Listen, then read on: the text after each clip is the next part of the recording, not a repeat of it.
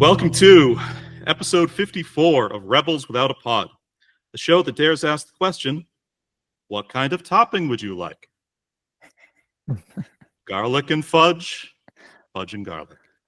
Sardines, pickles, and clam sauce. Tuna, and a different kind of tuna. What do you call it? Wasn't there was it peanut butter and jelly with salami? I don't know. There was a peanut butter, avocado, and pickles. Right. Peanut butter, grape jelly. Us like the fish clue, but like tuna? the topping list had sardines and tuna and anchovies on it. So really nothing was narrowed down. I feel like any of the ones that had pepperoni included as one of the toppings was going to be successful. Yeah. Pepperoni's kind of a funny name. I mean, I got garlic and fudge just because I sort of read through like the rest of the ingredients that were still left on the list. I'm like, what's the funniest combination? What's the funniest combination? What are two words that just kind of sound silly together? I'm like, garlic fudge.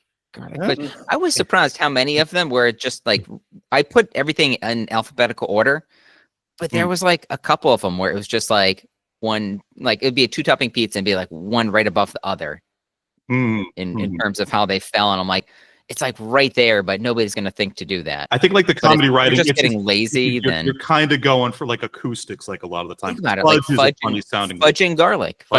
It's right there. Fudge is just kind of like a flat, open, flabby word thing. And garlic, it's hard consonants. It's tight. Garlic. Right. Fudge them with garlic. My name is Tom, and joining me tonight, Andy, who does our artwork and graphic design. Good evening. Naveen on music and audio production. Hello. And Pod Daddy Eric, our very own Yakitito-san. Also, good evening. Yeah. Vampire I don't want to step on the conversation. Yakitito is not a name that's ever been used We got to stay on theme. Yeah. I Googled Yakitito and like the Google AI first came up. Are you sure you meant Are you sure you didn't mean yakitori? And then just 20 entries on Darkman. Yeah, what is Yakitito? What is Yakitito? Tito, I don't want any of this pizza. That's Tito's yucky. vodka. It's Salvadorian Japanese fusion cuisine, you know. It's I mean, unlike Vito, which is he's just adorable. He is not a yucky Vito. Vito was a pup for reasons. And we've lost every listener again. Vito the that's fine. 5 minutes. We gave him Ninja Turtles last week. We can kind of get back. I like how we're like now. We're like, you know what? We're gonna give them Ninja Turtles, so we could just start the pod however we want. So let's just give them something really shitty and bland like grape nuts. Right. And then see if they'll actually last long enough to hear the rest of the Ninja Turtle goodness. Right. I texted my brother just this morning about there's a grape nuts segment on the last episode, and he said, we just did a TMNT episode, which was pretty fun. First 10 minutes about grape nuts. Tim's immediate response was, whole thing should have been about grape nuts. So the question I think all of our listeners have, Johnny, after the grape nuts cliffhanger that you left us with last week is, have you topped up the grape nuts canister since last week? Because it was getting low. I decided to zag. About buying earlier. I got some. It's a post grape nuts adjacent brand, but they're flakes and raisin. I haven't been to like the dentist like in a little bit, and I'm like a little apprehensive about sort of kind of. Are you hurting that bad? Like you have to make compromises at this point? No, it's just. What is this fake grape nuts brand? I'm curious. What's the name of it? Oh, it's literally grape nuts, but they're just flakes nuts. And raisins. Yeah. It's just the nuts. Just straight dry nuts. It's just for the nuts. It's just for the dry nuts out there. All of our content, like this and more, is currently up on the Rebels Without a Pod YouTube channel. Please remember to like, comment, subscribe. Gentlemen, didn't mention it earlier, but very exciting little kind of benchmark for us. This will be when we posted the 50th video we put up on the YouTube channel. Wow. Is it 50 total videos? 50 total videos. Okay. It's Wow. impressive. Yeah. Yeah. I'm not actually sure if Charlie's short from like 6 months ago kind of counts or not. I don't think it does under the analytics. It's like a fraction. There we Yeah, go. Fraction of a. Right. You had mentioned in Yeah. our group chat there as well. You're thinking we were able to make 900 views by today. Did you check that out? If we did, Well, if the loyal listeners who have stuck around for this awful first 10 minutes that we did, if they do remember, like, comment, subscribe, maybe we're going to hit 900 by the weekend. okay. So we didn't do it by Friday. Yeah, we didn't do it by Friday. We're close. We were 876 this morning. Surprisingly, led really pretty well by the Ninja Turtles episode. I told you guys. I Yeah. told you. Ninja Turtles it's a solid Right. solid one. It's nostalgia. You just punch it in the face. Mhm. Everybody just sees Ninja Turtles. They don't care what like spews out of our mouths. Mhm. They're just like, Ninja Turtles, Right. you're going to give me something to bring me back to my childhood. Mhm. And that movie was such a good movie. Like, bring it on. Let's go. This will And as I create said in the group serotonin. chat this morning, there, just as a public service from us to our listeners, anybody our age to be like that nostalgic about the 1990 movie should be hearing about grape nuts for a few minutes. Just in terms of sort of, just dietary fiber, blood pressure, cholesterol. These are all things. We're all in our 40s. We're all dying. I was going to say, I think 10 out of 10 listeners after the Mhm. last episode just went back and watched the Ninja Turtles movie. They did not Right. go buy a box of grape nuts I think that's Well, that wherever they sell grape nuts. yeah, I kind of may have to disagree. Just looking at the analytics of the image Sure. Johnny sent us, Mhm. it says, didn't it say something about the duration of the watching of the video was like 10 minutes, 30 minutes, I think, for Ninja Turtles. 30 It was minutes? pretty, All it was pretty good. It was pretty high up. Nuts. Right. So if they are watching from the beginning, the majority of Uh-huh. it is the grape nuts Yes. segment. Yeah, No, but it's you know interesting. what's happening, right? We're becoming influencers. Is 30 minutes is exactly how long it takes to have crippling diarrhea after eating grape nuts. Oh, God. So I think there's probably some kind of correlation there. I'm just I think throwing it's it out there. there as a possibility. Right. I mean, I also people don't will. think, Eric. Yeah. I don't think anybody buys grape nuts. I think you just inherit grape nuts when you move into your new place. Yes, you find it. It's like you go out in like the garage and you just find a bunch of old paint cans Right. and then like a box of grape nuts. Yeah, It's like how nobody has ever bought Staples. right. Sure. Yeah. Sure. Because, yeah, lots of people have staplers at home, so they need staples. Right. Now it's just you get a box of Staples from somebody when you go to college, and that's the Whoa. cradle to grave. Look at this. Look at this guy. Is that a Boston? It Andy? is. It's a red swing line stapler. Mm. Wow. It's not a matte finish. It's gloss. I love Oh, it. it's glossy. Glossy, all right. For the listeners who can't see, Andy has just actually stood up, whipped out his hog, and is just we're just the guys are just kind of talking around what's happening now. Is it Interestingly enough, that is what I call this stapler. My hog. Wait, My hog. wait. Let's see. You got to crunch it once. Mhm. Oh, Give okay. me one punch. I gotta hear that there's a staple in there. We ready? Yeah. Yeah. Nope, don't hear it. Not getting any Right. audio. Nope, Mhm. nope. Did it get stuck? Did it get jammed in there? Right. I see it. I see it, but I feel like that was kind of added after the fact. No Mhm. way, man. Right. Full of staples. There's some pretty sweet special effects. Oh, Right. look at that. This is And, great for Andy's for like the audio crime media. boss from the movie when an employee's like misbehaving at his store. He just kind of staples their fingers one at a time.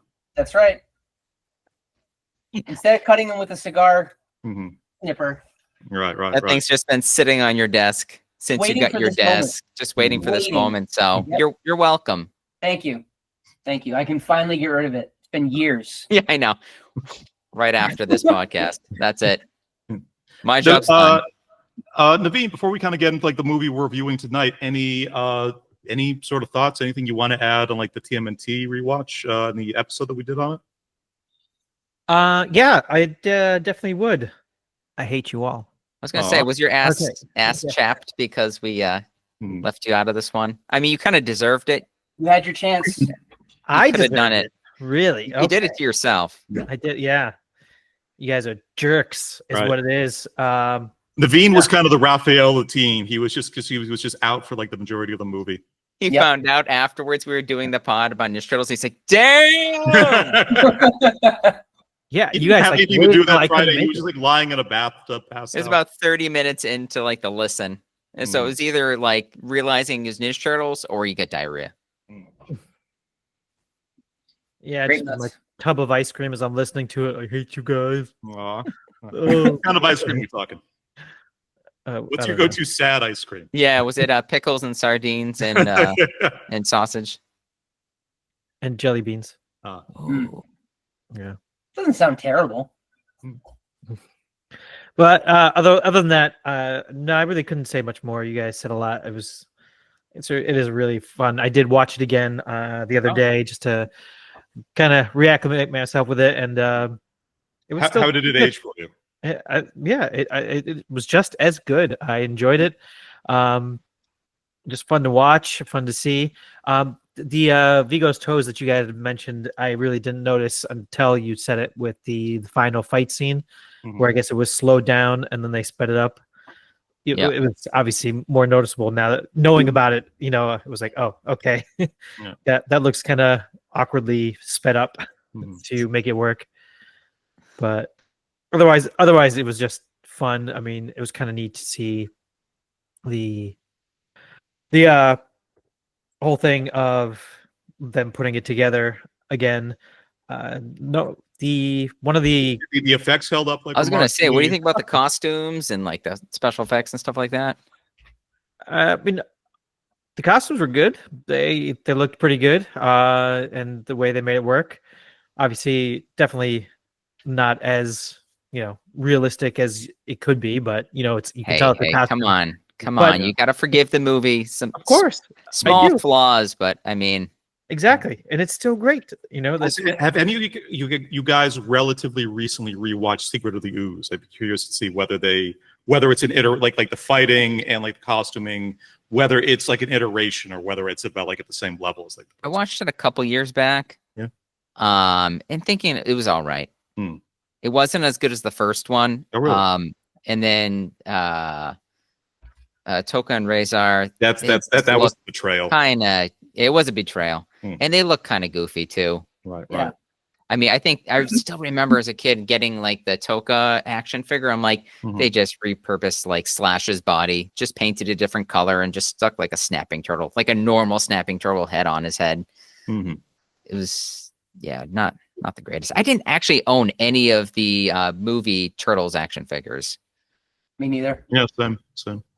I think for me, like I don't think I got the chance to kind of mention this on the original episode, but I don't know about you guys. Ninja Turtles was the last action figure line that I really got into, because I feel like Turtles came out and then Nintendo hit about 6 months later, and just kind of toys were like the furthest thing from my mind after that. I don't know if it was kind of a similar timeline for you.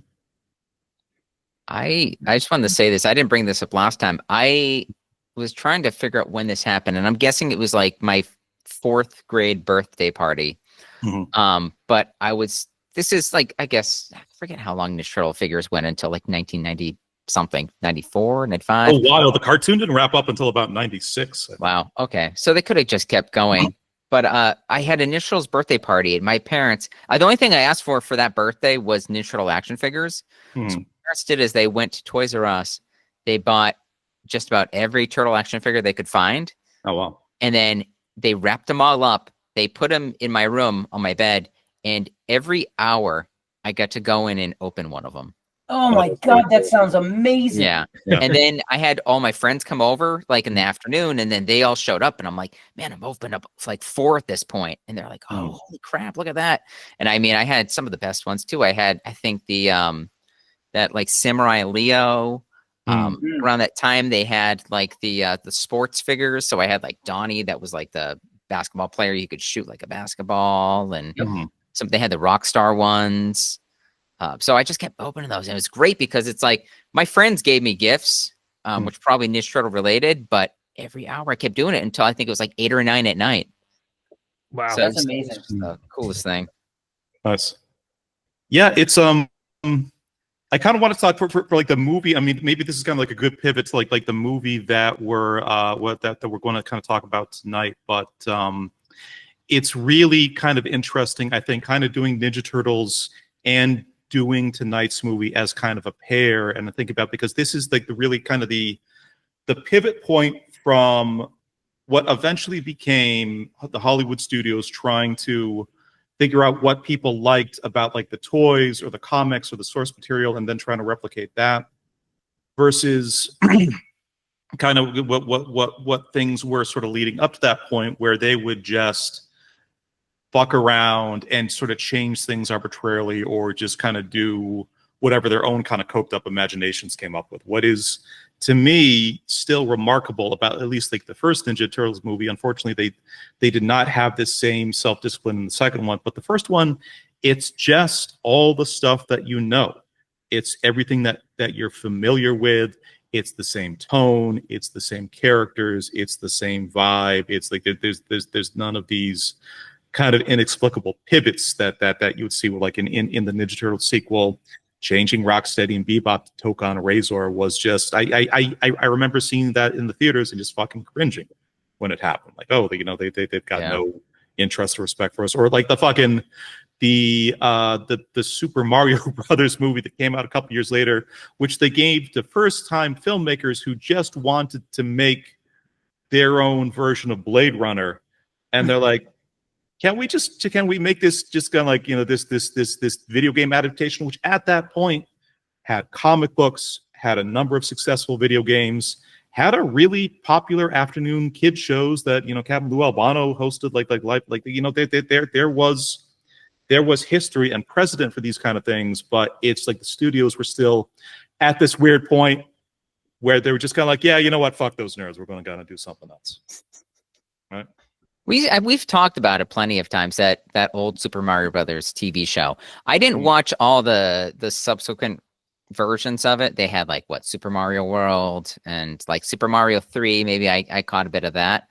But that original one, that it would be like Mario Brothers Monday through Thursday, and then Friday would be this a Legend of Zelda cartoon. I loved those. I actually picked up that collection, just that one. I didn't touch the Mario one, and I've gone back and rewatched those, and they're actually really good.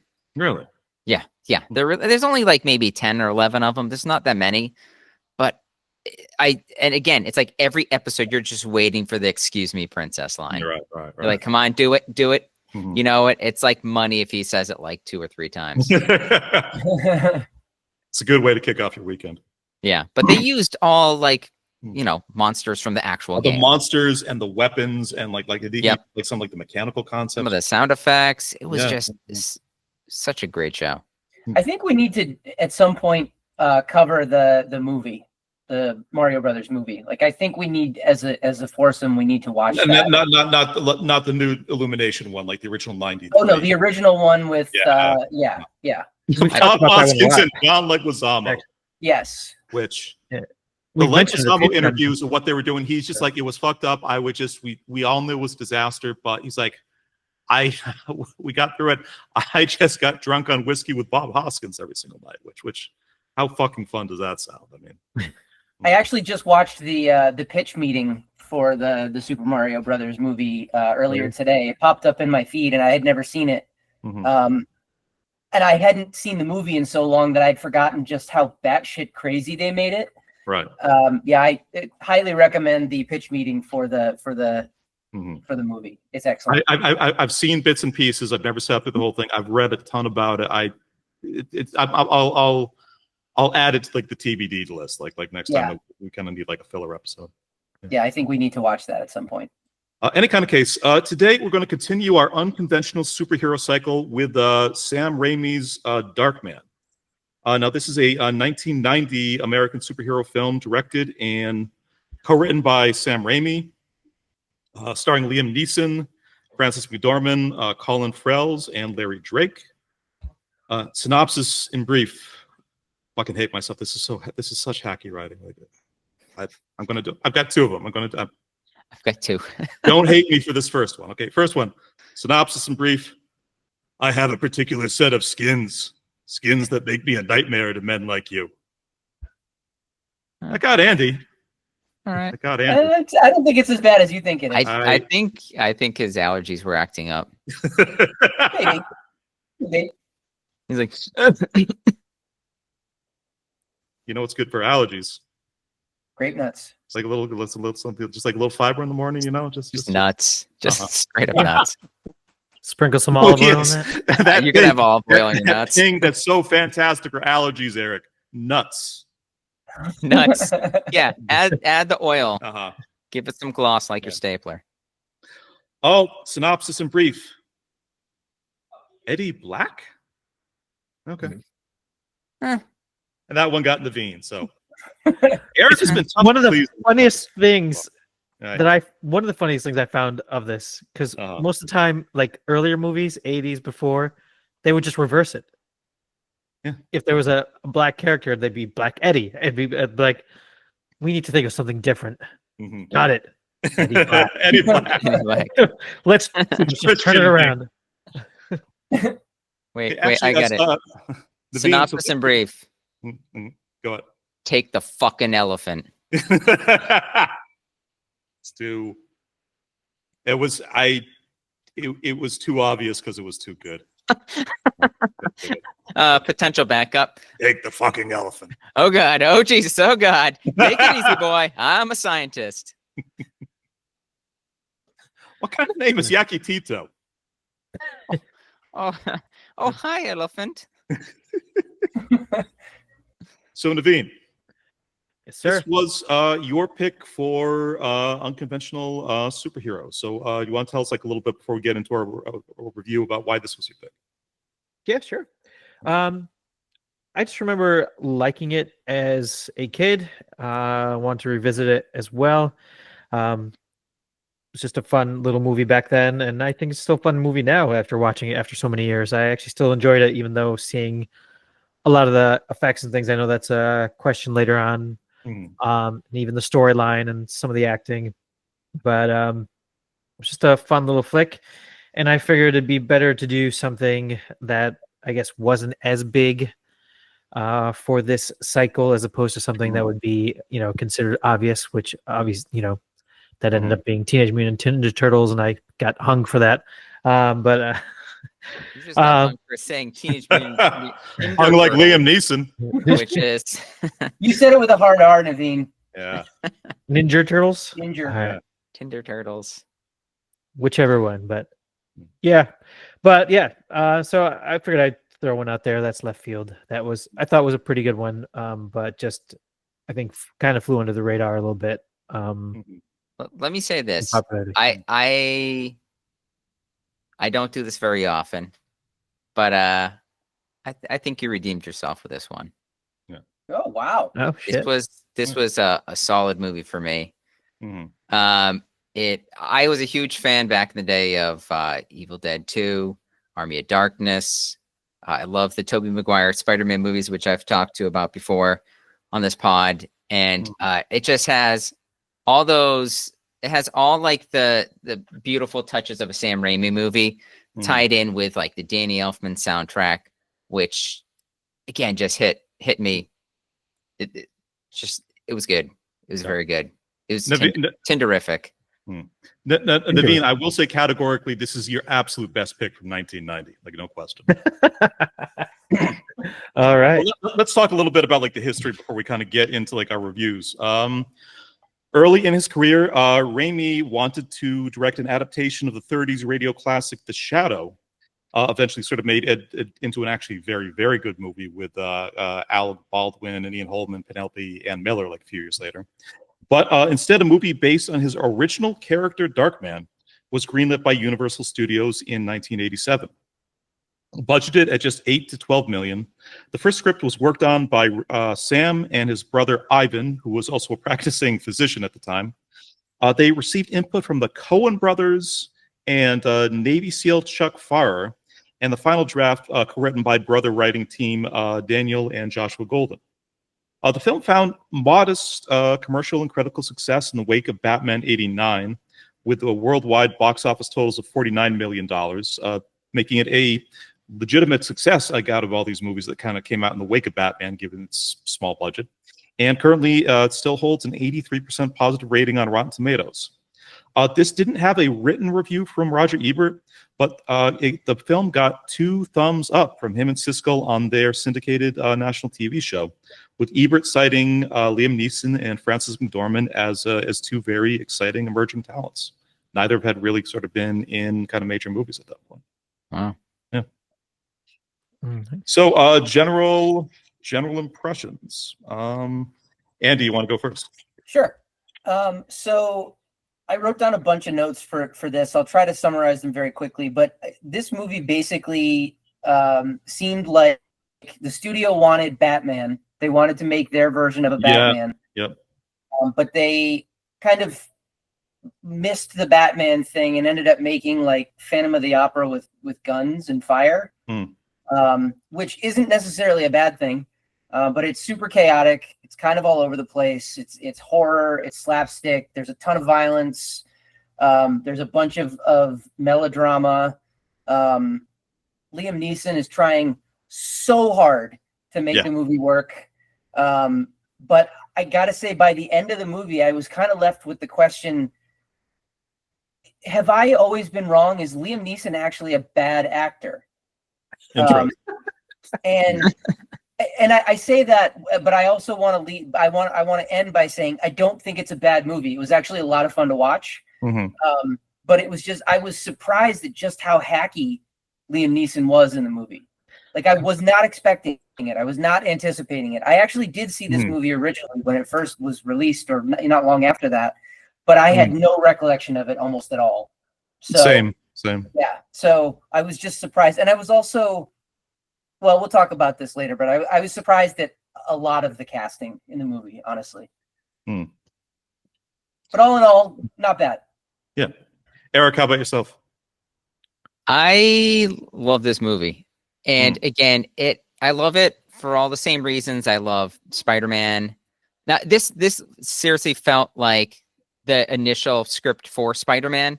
1000%. Yes. I mean, even all the way up to the very ending where I'm like, what's going to happen at the end? Wait, no. He's going to turn down the love of his life, which he's been like fighting for this entire time, and say, you know what? After having a fight on skyscraper girders. Yeah, exactly. He's like, I'm comfortable in this form of myself that I've now discovered, and I'm going to go like, find my own path. And then he leaves her there just like crying and just, wanting him. And again, they made a second and a third one where I think Raimi was like executive producer or something, but I'm like, you got to be kidding me. But you again, forgot the most crucial detail about the end, though. He walks off from the crowd, turns into Bruce Campbell for a second and a half. Oh man, that was so good. If it had been a Bruce Campbell movie, I would have loved it even more. I'll give it that. I loved that TV show Briscoe County Jr. I don't know if you guys ever watched it. It was Briscoe County was still a couple years away at this point. Yep. Campbell apparently was unemployed, was just kind of doing sort of paycheck voice acting work. Raimi wanted him to be the star in the movie, and Campbell's like, look, we're buddies. I appreciate it. You got to go with someone else for this particular thing. We can't just keep doing this. Convince the studio execs that this guy's like a leading actor. I mean, but even Liam Neeson, he was not real. What had he been in at the time? Maybe nothing. Yeah, for American cinema, I don't think. So I mean, yeah, but I thought it was great. I love the special effects. I love the cheesiness. I love it when people get their fingers bent back and it's clearly just like a rubber glove or something like that, like a prosthetic hand. They just bend them back.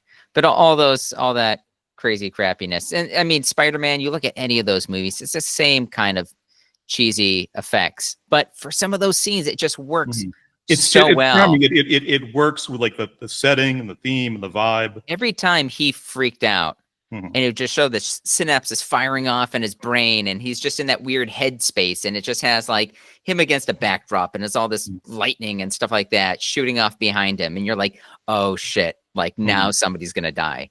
Moments like that, it just every time I'm like, all right, here we go. Great movie though. Great movie. I have to like redact something I just said earlier. Frances McDormand was actually kind of quite well known at this point. 2 years later, she had actually been nominated for Best Supporting Actress for her role in 1988's Mississippi Burning. So Um, just ignore the fuck out of what I say. Yeah. Okay.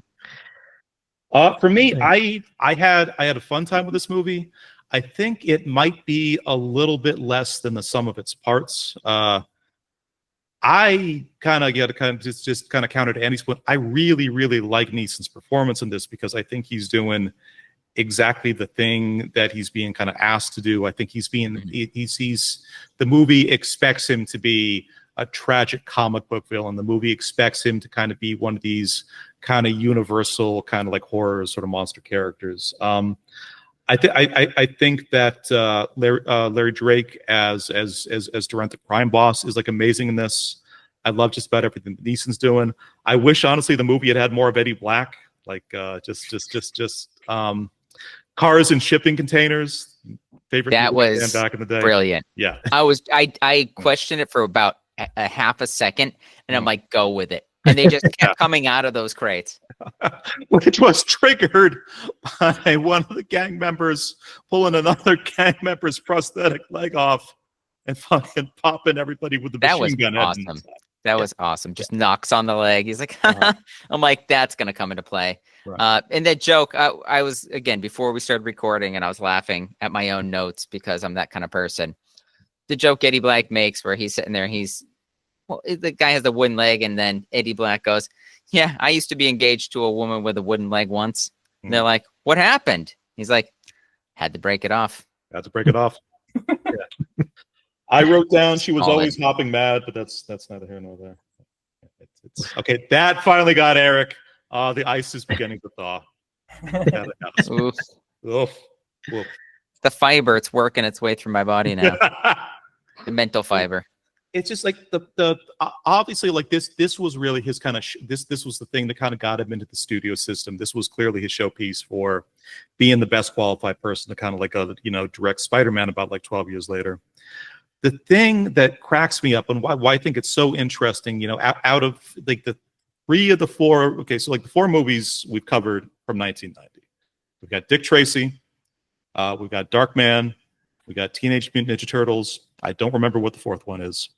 But for those three, it's all of them are coming in the wake of the Tim Burton Batman, right? Yeah, they're all Batman clones. Like the 1989. Or attempts. Yeah.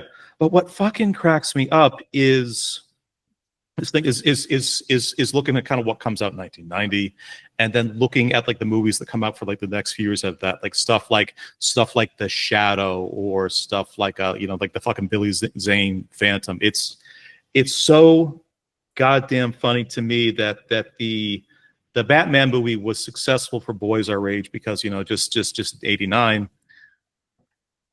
Boys, kind of, just give people who are kids, grew up kind of watching Super Friends. People who are teenagers who are reading like the Frank Miller Batman at this point. That's what we fucking love comics and comic inspired things, and that's why we all went to see the Batman. But we put the studios were like, no, fuck it. What the kids want to see is kind of remakes of like 30s radio serials instead of the actual, you only knew Dick Tracy from the funny pages and the family wireless, but now you get to see him in pictures. This one's for the parents. We got to bring the parents back into the theaters. They really did misread the whole situation. They really did. Unbelievably. Even Swamp Thing. Who was into Swamp Thing at the time? Such a weird poll. Right. It's yeah, but I mean, I had like a really kind of great time with this, but it's I don't think it's a perfect movie. I think we'll get into it like a little later, but I think kind of Frances McDormand is definitely kind of like a little bit uncomfortable and kind of a lot annoyed in big chunks of this. And I think the final fight where like just like the lawyer guy is like kind of like the last boss, and he has like powers of really good balance. That is the ultimate final boss. Hey, my dad used to work on buildings like this as he was out here all the time walking on these girders 5 inches width. The last 8 minutes we're setting this up. Why didn't they just bring like Eddie Black back? I mean, I love that scene where Darkman disappears, and then it's just he's given like what 3 seconds. He just disappears, and then the guy turns around. He's like, "Oh, we maybe we should check to see if he." And then he just leaps from up above, and I'm like, man, he's just like fucking Panther or something, just climbing up like those. Didn't they stickers with smell claws. him? You got to figure he just has to smell rank as hell, right? It's a good point. Yeah. Those He's not bandages showered. You see his teeth. He definitely didn't floss. I mean, you're high up there. It's windy. Yeah, That's true. Maybe less wafty. Like Yeah. you just, Right. As long as it gets like you're like kind of like downwind, maybe you're more safe. Right. Yeah. Yeah. So it's I love somebody seeing that film though, and they're like, you know what, this is going to be how Spider-Man 3 ends. Mm. Just like a building under construction, and we'll have Green Goblin's son. He'll just be kind of like flying around with his face half scorched off because of like a bomb explosion. And I'm just saying, Right. you're not far off. And then the Bruce Campbell usher shows up. He's like, no. Yeah. No. So, okay, so kind of moving on from that, like Darkman, when Raimi was writing this, like this draws very, very clear inspiration from like a big variety of films. Like we kind of touched on a couple already, but Eric, how about we could start off like with you? What are some like kind of the touch points like that you sort of noticed watching this? I'll bring up just quickly the one that you pointed out, which is just all over this film. I mean, all over like Darkman's design. He's like a combination of like 3 Universal monsters. I mean, he's like Phantom of the Opera, definitely, especially when he's kind of unmasked, like they unbandage him. Like one side of his face is just completely just sort of kind of bone white, and it kind of matches like the mask like the Phantom. Such an awesome effect, though. It's just so cool. It reminds me of oh god damn it, what is that? That horror video game that happens in space?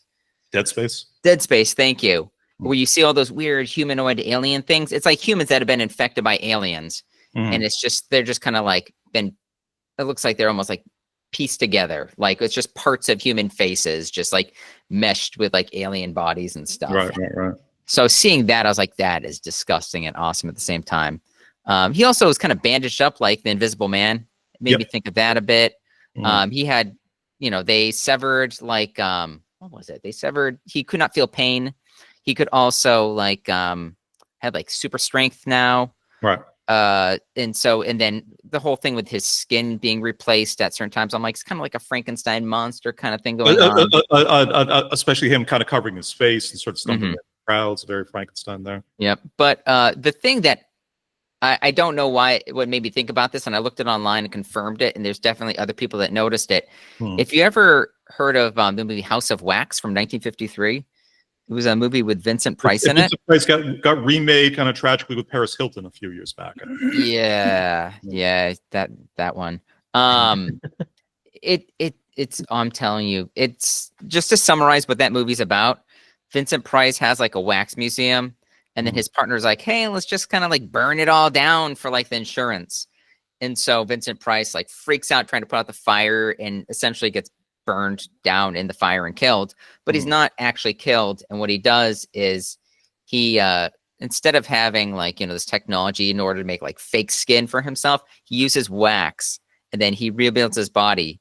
But what he's doing is in the meantime he's getting revenge on his old partner, and then he just gets the thirst for killing, and wearing almost like identical hat and like coat to Darkman, goes off, starts murdering people, and then masking their bodies under like wax sculptures.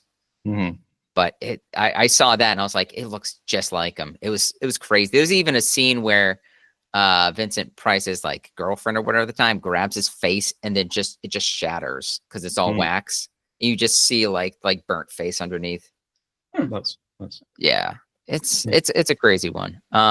Again, the other obvious ones I'm thinking of, to any Tim Burton movie around that time. Right. Especially Edward Scissorhands, which I think he came out like that either that year or the year after. Edward Scissorhands was very, very close, either right before or right after Batman. I feel like Tim Burton and Sam Raimi must have been like buddies or something.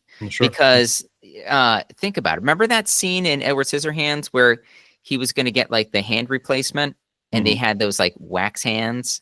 And then he went to touch them, and then it just shredded them with his like claws. Stuff like that. It just feels like too much of a coincidence. Right. Andy, Naveen, any other sort of kind of like movie references or kind of touchstones that you saw? Yeah, go for it, Andy. I couldn't tell you. I mean, I didn't. Those ones that I did see, as well. So I don't have any others to add to that.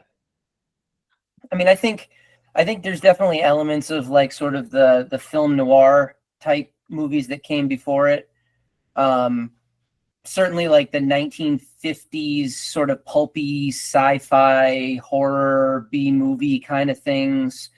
Specific examples, the ones that I called out are kind of the same ones that we've already talked about with the Universal monster movies and Batman and The Shadow, not the movie The Shadow, but the radio serial The Shadow. Yeah, I mean it's all that stuff. It's all that stuff. Right. All right.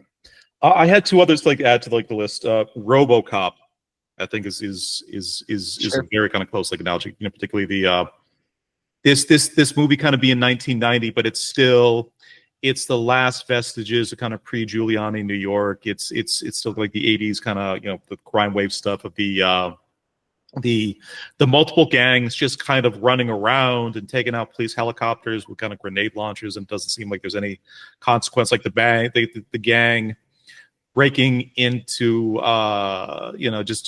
breaking into kind of Peyton's like laboratory and kind of torturing and mutilating the Liam Neeson and like his assistant. I mean that kind of kept kind of coming back like over and over again. Like the kind of Darkman and RoboCop have like a similar kind of thing. It's sort of technically coming back from the dead, but just losing like a huge chunk of their humanity like in the process.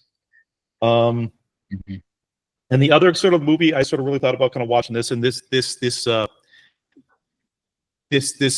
few years in the future, so I think it's, you know, it's more appropriately kind of like Darkman probably influenced this a lot. But 1994, phenomenal soundtrack. And you guys off the top of your head, can you tell me what movie I'm thinking of? 1994, phenomenal soundtrack. Yeah. The Crow. That's the one. Oh yeah. Yeah. Oh wow. Yeah. Same thing with the gang sort of breaking in and sort of, you know, just like the hero come back from the brink of death. Yeah. So like a question Naveen had about like kind of about the about the story and the theme of this movie. Do you guys consider is this really a hero movie, considering how hell bent he was on revenge? Like Naveen specifically called out. Is there any kind of, you think, kind of correlation between Darkman and the Punisher? That's kind of one comparison you could make. I mean, I was thinking yes and no, right? Because I was thinking the same thing throughout the entire film. I'm like, it has a lot of the qualities of like a superhero like film, right? Again, he doesn't have a sense of justice. That's the one thing he's lacking, but he has like super strength almost. He can't feel pain. He's got a secret identity. He's got a nemesis. There's hoodlums to fight. The conceit of like what happened to him makes him super strong, but also super emotional is kind of a great one. Yeah, I feel like though by the very end of the film, after he got all like his like, you know, bloodlust out and got his revenge, he was just kind of like, you know what, I've kind of figured out the kind of monster I am, and I'm learning to deal with it. And maybe it's almost like the Hulk or something like that. He's like, I know the kind of monster I am, and I need to just kind of like get away from all this and just kind of blend and disappear and figure out what this is before I want to reintroduce myself back into society or whatever. Right. Yeah. I can't be around people. I can't be around the woman that I love. You know, like the Hulk is a very good analogy there. Yeah. The note that I wrote down while I was watching it was, Darkman is a hero in the same way that a chainsaw is a gardening tool. There you go. So I mean, like he gets the job done, but it's certainly not elegant. Yeah, it's kind of like thinking about this, like it's an interesting story, but you know, it's a revenge movie more fundamentally. You know, like he doesn't really do any heroing at any point. He doesn't really, he doesn't save any. I mean, he hurts and kills bad guys, but he doesn't save anybody. He doesn't really, he causes like a lot of property damage. Kind of breaks like a carny's fingernails. It's nothing he really does seems kind of particularly like altruistic kind of. Yeah. But it's interesting. It's like, I was thinking about what other revenge movies have we covered on the pod, and if you think about it, it's not really. This is kind of the first one, unless you want to count like Dirty Work. Yeah, no, Yeah. you're right. That's Could That's good. Dirty Work. Yeah. But that's such a common kind of movie trope, the revenge thing, the vengeance, and you're right. It's kind of interesting. Your Walk Talls and your Man on Fires. And It's weird that we haven't actually covered anything like that yet. I look back and you guys can kind of tell me if I'm wrong or if I missed something here, but nothing. The Warriors is much more of like a chase movie. Kung Fu Hustle is much more defend your home kind of movie. Yeah, nothing really comes to mind that fits that mold. Mm-hmm. Have you guys ever seen? I can't think of too many of those movies. Like not a lot of them come to mind. But do you enjoy those kind of movies, or do you ever feel like maybe you're rooting for the hero? Like in this one, were you like, man, I want Darkman to get back at all these sons of bitches for like ruining his life? I've heard other people talk about strict revenge movies like Man on Fire or Django Unchained as that was a great one. Yeah, their favorite kind of films ever. And it's not something I like them if they're interesting and well made, but it's not really something I seek out. What about Handmaiden? Do you think that's a revenge movie?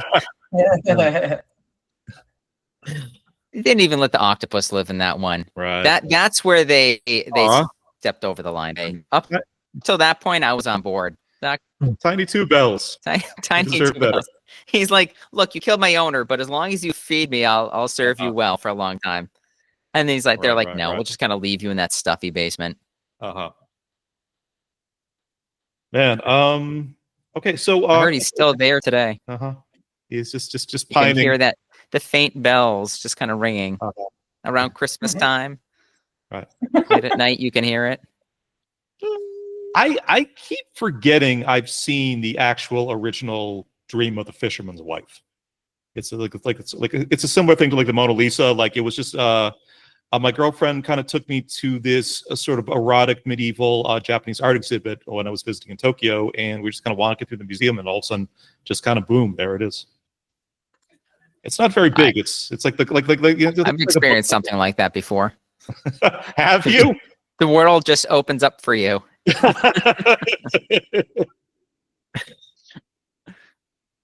Penny of the Goose. That's an inside joke, folks. All right. You can look that one up in the 1,000 hours that we've recorded up to this point. How inside are we talking? That's a deep cut. Yeah. 10 tickles. How did the special effects hold up for everybody? Some cases it held up well. Some cases didn't. Some of the computer graphic things they did were really neat when they showed the nose. Again, this is 1990. Like that was not easy or cheap for that time frame. Yeah, the hologram rendering and all that stuff. Yeah, exactly. I thought it was really neat. But some of the other parts where like he gets blown out and he's thrown out the I laughed really hard at that. Actually, and that was great. That was a great one. Yeah. The whole transition of when Frances McDormand's character's watching it blow up and then going to the funeral site and everything. I found some of those lo-fi green screen effects actually pretty charming. Like that transition scene, I thought was brilliant. I'm like, what a cool thing to do that nobody else has been doing at all at that point. Because nobody's making comic book movies that actually borrow from like the form and design and drafting of actual comics. But I mean, how powerful is that, right? Like you're struck at that moment, witnessing like the person that you're gonna marry or whatever. Were they married? I don't remember. But the person you're in love, you're deeply in love with, and you're gonna have a life with, and then you just see their place of work just destroyed, and they're dead, and you're just kind of stuck in that moment, and nothing makes any sense, and time goes by around you. Right, and maybe you're there, maybe you're at your lonely apartment now. It's such an amazing and efficient visual and then you're in the cemetery, just burying them. In that split second, she actually was. Yeah, she looked like she was really cool in that moment too. Yeah. She's just like, you could I don't want to be in this fucking movie. No, Eric, to answer your question, he proposed to her, and she's like, "Yeah, I don't know. I'm not even sure I want to be in this goddamn thing." Yeah. Look, it's either me or the grape nuts. You need to make a choice. Grape nuts. Yeah. I think the effects were kind of like cheesy in the best possible way. Right. They're not fooling anybody. Even back then, I think a lot of the stuff was probably looked a little bit janky. Certainly now when you look at it, charm. It's part of like exactly. the tone. It's the same and thing as watching other Raimi movies. It's watching Evil Dead. It's what all those movies have that weird, that kind of too artificial to fool you, but they still look great. They still totally get the job done. I don't know. I liked the special effects. I thought they were charming. Naveen, anything out there? Let me just say this. Just wait till you see the movie that you chose for this cycle. And then we'll come back to this discussion. I can't wait. Yeah.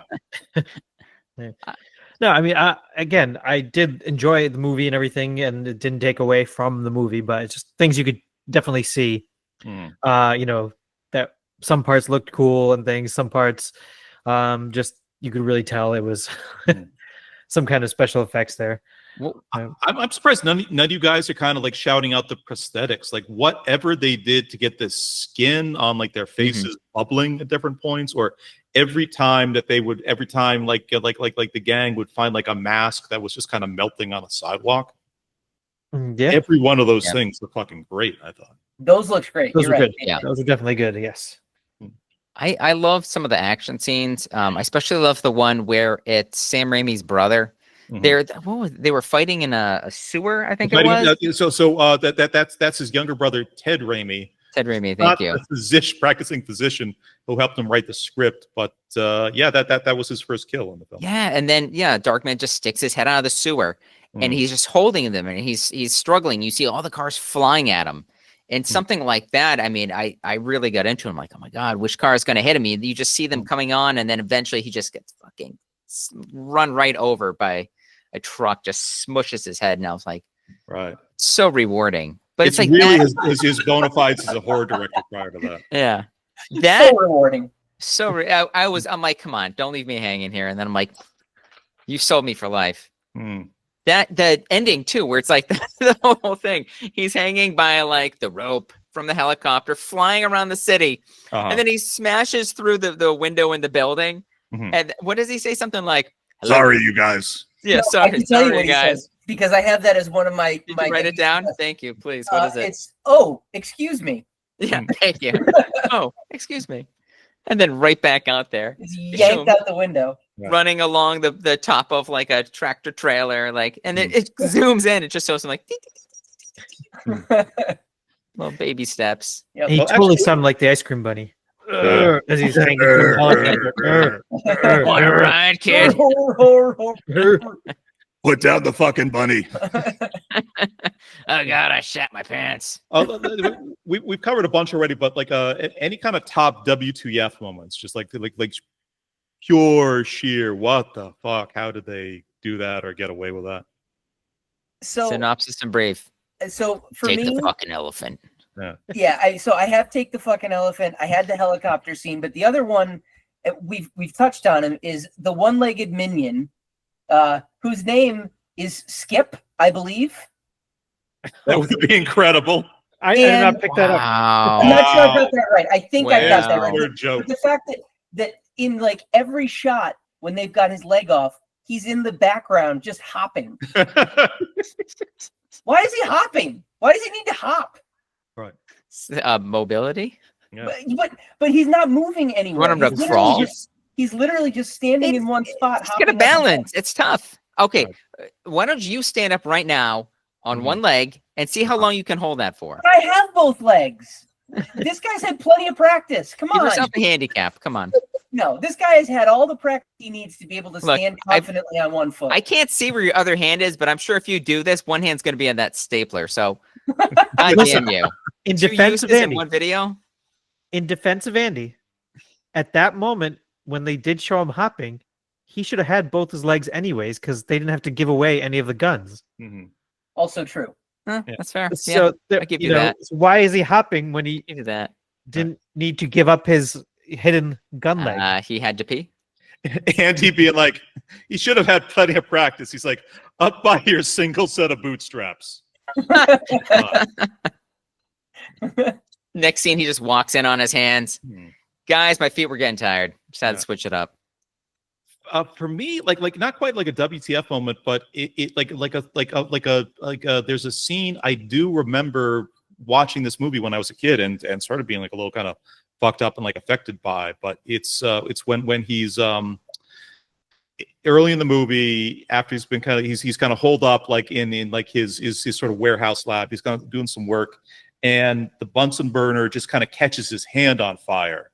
And he doesn't even notice right away. He always like looks up and he sort of he just sort of like knocks it out, and he's just, and it's not really an even overplayed scene, but he's like, my hand, they took my hand. I think that's again, that's a kind of melodrama that draws back kind of right to like the old sort of Universal monster stuff. But that I remember it kind of freaked me out like a little bit, kind of that sort of Cronenberg body horror sort of thing that you also kind of like that you saw like a little bit from The Crow, a little bit from kind of RoboCop, certainly. I've got a good what the fuck moment. How about the scene where he's using that like software and then he analyzes his face, right? And it has a picture of his face, but it's incomplete.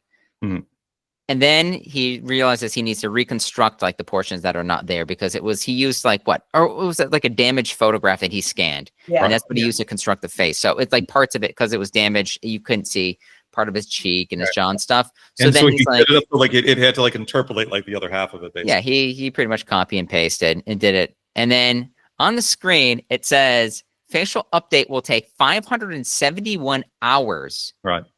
But let me point out to you, to scan that picture took a matter of seconds. To copy and scan part of his face and put it on the other side took seconds, maybe a minute tops. But then it's like, okay, we need 571 fucking minutes just to like top you off. That's like the same amount of time it takes me to like download a game on like PS5. What does that work out to? I was thinking about that. 571 divided by 24 is 23 days. 23 days. Well, if I can offer a little professional perspective, Sure. Sometimes sometimes the performance or abilities of computers are shifted or exaggerated for dramatic effect in Hollywood filmmaking. No. Movies are real, and you'll never convince me otherwise, Johnny. Just making it up. I bet people at the time, though, when they saw that in 1990, were like, that's shit, that's fast. Wow. 24 days. Holy shit. 24 days. That would normally take like years. Yeah, keep in mind, this predates Toy Story by about like sort of 5 years or so. Like that it tech has predates only come AOL along. Online. You've also got to remember that his equipment he got from a blown up lab. So who knows, that part of the situation it needed 23 days to do it, but scanning a picture was like, oh, what the hell, I can do that. Yeah, I know. Prior to the explosion, it would have just taken 22 days. Right. That was the thing back in the day. If you need to reconstruct a face, you had to kind of dial into CompuServe first. It was like it was a whole goddamn. Yeah, dial-up was a bitch back then. Right. Yeah. I just software engineering is hard. I don't want to cast aspersions on other people's work. We'll leave it at that. It was widely reported Frances McDormand did not like working on this movie or her character, who in later interviews she referred to as a bimbo. What did you think of her performance, and can you think of another actress from this time that might have been a better fit? Anybody but her. Yeah. I don't know if it was her performance. I just not a big fan of hers. I don't think her acting is good in general. All right. Maybe it's just me. I remember her from she was Fargo. I loved her in Fargo. I thought she was great. She had a pretty solid performance, and I'm like, something like that. Fargo, irritating, and I think everything like the mom that she played in Almost Famous fucking set my teeth on edge. I forgot about that. Yeah, she was the mom. Shit. Yeah, she was. It's just it's like any good actor. I mean, there's some people that are very versatile. For her, I feel like there's only like one very specific role made for her that she fits extremely well. And in Intense, Fargo, I'm like, strong-willed character actor. you just Yeah. knocked it out of the park. And then something like this, I'm like, this could be anybody, honestly. It's just She's like not a Dane. generic character. And maybe it's her performance that kind of gives you like that feeling of it. I was thinking of who could you replace her with? And I mean, the obvious choice for me was like Demi Moore.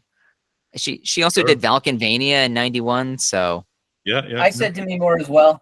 Yeah. she did Tales from the Crypt, that weird episode. Valkenvania, she was just like, she was good enough for that. So I'm like, she would fit that role pretty well without stealing the movie. Probably the most beautiful she's been. Oh yeah.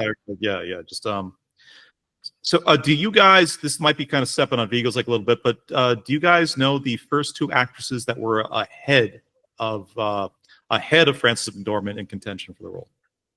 No. Julia Roberts was I only one. found Julia Julia Roberts Roberts. was the first one, but she withdrew because she and Liam had dated, and she was just like, they screen tested together. They were doing an emotional scene. They both broke out crying, and then she's just like, Oh God. yeah. Really, I heard that she didn't do it because she took the role for Pretty Woman. Pretty Woman. Yeah, exactly. Absolutely could have been That was '90 as well. So Yeah, that came out the same year. Yeah, but the other person they were looking at who probably would have been also great, Kelly Lynch from maybe Roadhouse is like the thing she's most familiar, like famous for. Oh, okay. He also in Top Gun. Is that Kelly Lynch? No, that's No, Kelly LeBrock. no, it No. wasn't Kelly LeBrock. No, it wasn't. She wasn't a very big actress. Oh, Kelly Lynch. Okay, yeah. Yeah. Okay. I don't even recognize her. No. I mean, the only other person I could think of around that time that might have been popular was like Meg Ryan. Sure. But then I feel said- like it would have turned into like a Meg Ryan movie or something like that. Mm-hmm. I said Jamie Lee Curtis Sure. Okay. and Jennifer Tilly. Oh wow. Okay. Really? I love Tilly as a noir actress. I think like I want her like up against a detective or something like this. This seems like a little bit too. Yeah. Okay, Although fair she's enough. a great horror actress also. So yeah, I was just thinking somebody that could bring a little bit of like the weird rain edge to things. Yeah. McDormand was just too normal for this movie. I'm liking this. She was too annoyed. She was just like, why am I doing this nerd shit? I'm like Yeah, she just didn't seem like you could tell she didn't want to be there, Yeah. and she just didn't fit. I don't know. She just didn't fit, and nothing against her. I think she's a great actress. I just don't think this was a good fit for her. I looked up actresses who were 30 years old in 1990, and the first one that popped up was Julianne Moore. That might have actually been. Oh, And more, really? Yeah. that's interesting. That could work. My question is, maybe I do not know what the definition of bimbo is, but what is the definition of bimbo? Because I didn't find that role to be a bimbo. Not her character in fucking Darkman. Definitely not. All right. Definitely not. Yeah. Someone to uncover all that stuff and dig deep and find that, like the mob stuff and, be reported that way. It's like, all right. No. No, it's a weird choice of descriptors for her to use for her character. But she and Raimi and the Coens have always had this connection. Like they were all friends at one point. McDormand was married to one of the Coen brothers. I think it was Ethan, maybe for years and years and years. But supposedly, like she hated working on this movie so much, it kind of fucked up the friendship that she had with just between herself and kind of Raimi. They didn't talk like a long time after making this. Yeah. Interesting. I kept thinking about though, I'm like Liam Neeson. He like we've already talked about. He really overacts in this. It's just way over the top. I think it's very deliberate. I honestly love the scene where he shows back up the graveyard and he's trying to smile at her, but it's like this rigor mortis kind of grin. Yeah. A little bit off. That. And she's rightfully kind of freaked out for like the first like so awesome and unsettling at the same time. But I kept thinking, I'm like, who he would be like the last person for me to ever choose for this role. But I couldn't honestly pick like a better actor, I guess. Right. Just because I'm like, knowing what Sam Raimi expects for like his actors and his films, I mean, it's just such a tough one. Like he has a really like short catalog of like actors that he usually goes to. It's funny. Like I mean, he just kind of puts his actors through the ringer, but most people are just like Sam is like the nicest and best and most fun, fun guy to actually work with. Yeah. Like the opposite of what everybody says about Fincher. Do you remember the story I told you when I was living in Japan about Sam Raimi? I don't think so. No. Okay.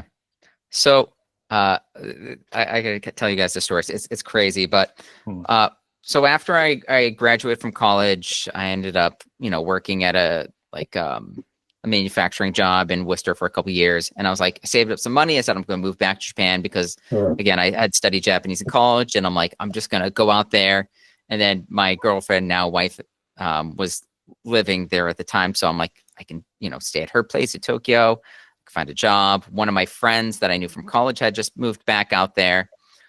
And so my friend that had moved back out there, the reason she moved back out is because she wanted to study, I don't know what her fascination was, but she wanted to study Japanese horror game. Yes. And horror in films and in video games. Right. And I think it was at Sophia University, they had a program for that, which is really weird because it's like games like Biohazard, really good college, Resident Evil, like in the States, or like a Clock Tower, or more kind of obscure things like like Fatal Frame, which is a horror game, which I think it's just the only weapon you have. You walk around with a camera, and ghosts just don't like having their pictures taken. It's a fun game. It's really it's better than you think it would be. I believe it. So my friend, I remember one night she's like, "Hey, I'm going to be going out and meeting with a couple guys. They're one of the guys is a director for the game Siren, which was a game I loved, and it's one of those ones where it's like it's like you're in this rural part of Japan in this small town, and there's a siren that goes off at like maybe 7 or 8 at night, and that's to signal everybody to go in their houses and hide because that's when like the zombies come out. But it's just a fun game where it's just like it's all about kind of avoiding the zombie. It's not really like a Resident Evil type game. There is some puzzles and stuff, but it's mostly just it's about not getting caught and being able to accomplish like small like tasks. And so she's like, "Hey, come on out. We're going to go for drinks. I'm going to meet like the guy that created the game and, one of his close friends." And I said, "Okay, sure, whatever." And she's like, "Well, just, bullshit about like video games and horror movies and stuff." So we're talking. I'm sorry, but before you go on, can I add like a small bit of color? Sure. This woman had the craziest German accent. She was German, John. Yes. Yeah. I didn't. Yeah. One of the first things she said to me, she's like, "The most fascinating thing about the concept of the horror thematics of Fatal Frame is the concept of invisibility." And I'm like, I am terrified and aroused. And then she's like, "Would you like to come back to my apartment to watch Darkman?" You're like, "You sold me at man." Right. I have memorabilia from the film. It's very stinky bandage. So we meet with like this guy who created this game and his buddy. He was like a lead programmer, and it's really kind of awkward. I don't know them. I don't know really what to say. I'm just like, I loved your game. I thought it was fantastic. This is what I loved about it. We talked about other similar games for that genre. I think this was like PS2 times. And at a certain point, I asked the guy, I said, "Hey, I heard that so they made a movie about his game called Siren in Japan. And it has this really goofy comedy actor that plays like the main lead in it. And it was just not good. And I don't know why. I was young. I was compelled to tell this guy, I'm like, "You guys chose Tanaka-san for this film. Everybody in Japan knows him. He was definitely not the right guy. I don't know how much like, you were able to like influence like the movie, but it was like kind of a flop for me." And the guy's like, "Yeah, I wasn't really enthused about the direction they took it in either." The original creators tend to just have no power in those situations. They really don't, especially for those video game adaptations. But he says, "But I actually got approached by an American director the other day, and he was in Japan and he invited me out, and he's a really nice guy and he wants to do an American version of my movie." And I'm like, "Oh, that's really cool." He's like, "Yeah, I don't remember his name. I have his business card. Hold on a second." And he goes shuffling through his wallet, and then he pulls out a business card and it says Sam fucking Raimi on it. And I looked at it. Wow. It's just I think it was just, if I remember, it was like a black card. It's just all black, matte, just says Sam Raimi on it. and I looked at it. I was like, Bruce Campbell in one corner. Hey. yeah, I did that thing where I'm like, I'm a little too drunk. I'm like, can I keep this? I need to keep this. I love this man. He is amazing. Like just touching the card that touched Sam Raimi's hand. It's just. So I was just like, it's pretty awesome. Yeah, it's just the coolest thing ever. I would have remembered that story. This is, I think, my first time hearing it. Really? Yeah. I mean, shortly after, I wasn't friends with my German friend anymore, because she's like, you're too much. You're a family guy. You're too much. And I was like, yeah, it's fine. It's fine. I don't care. It's slightly adjacent to kind of Sam Raimi and Sam Raimi films, but there was a period of a few years when I was working in Tokyo, that everybody I asked about had a story. Like, it was a 2 or 3 year period, had a story of just being drunk, walking around Tokyo late at night, and then running into a very drunk Kirsten Dunst, who was just kind of chilling and partying and walking around. Yeah. Wow. Many people just like, oh yeah, just Dogen Zaka or Shibuya, like on a Friday night. Like, it just you want to meet her, just super chilled. Loves being in Japan. I just want to say this. Most Japanese people, if they see like white guys, they're like, oh, you're Tom Cruise. Oh, that's Brad Pitt. Maybe Kirsten Dunst is who they go to. Could be. Like, oh, she's Kirsten Dunst. Right. That's Kirsten Dunst. Yeah. Do you guys have any Vigo's toes you want to kind of shout out? We've covered like a lot of the movie, but any last minute trivia? Yes, go for it, Andy. Okay, so Colin Frailes, who's the guy that played the main lawyer bad guy Strack, when they were doing that fight up on the steel girders, he actually fell off of the girder and broke his femur. Ugh. So that whole thing about how 5 inches across and how he's so light on his feet or whatever. Complete bullshit. Complete bullshit. Man, that's Darkman. Yeah, that's Darkman. Yeah.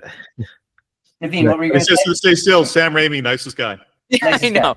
Sam Raimi, here, take my business card. It's okay. Just wrap it around your femur. You're good. guy. Nice.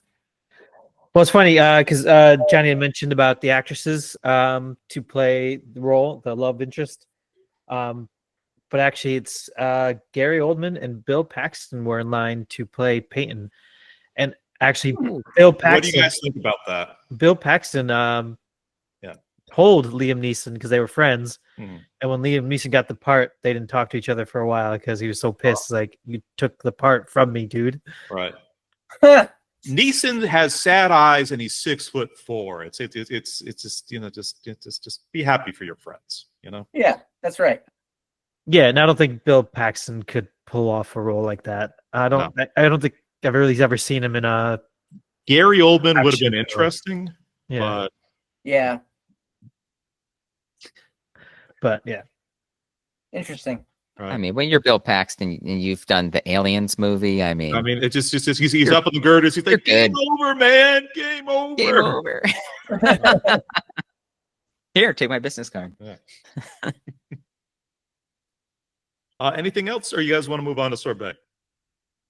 I mean, I had nothing else except for the fact that, Sam Raimi wanted Bruce Campbell to be the lead for this, which we talked about. I do love how 2 years later, Sam Raimi did get his wish, though, and have Army of Darkness. Yeah. Which just all the same kind of, special effects as Darkman, but get our Bruce Campbell back. Yeah.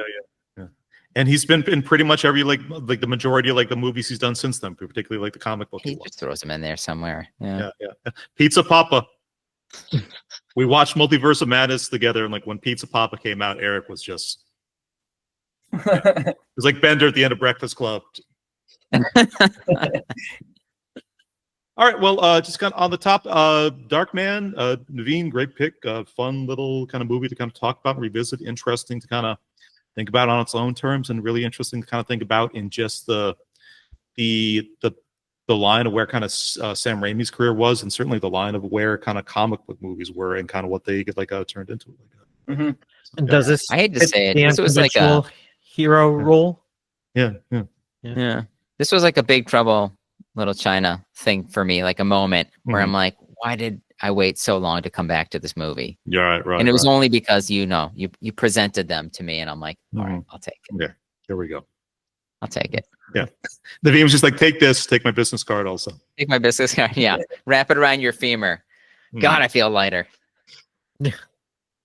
Well, let's kind of pivot to like a little bit to talk about other movies from 1990. This is something I've had in my back pocket for a little bit that I kind of wanted to share with you guys. Can everybody see my screen okay? Yep. Yeah. Yes. All right. And the Teams meeting is starting now. Okay, let's go. Start from the beginning. Eric, you're muted. Yeah.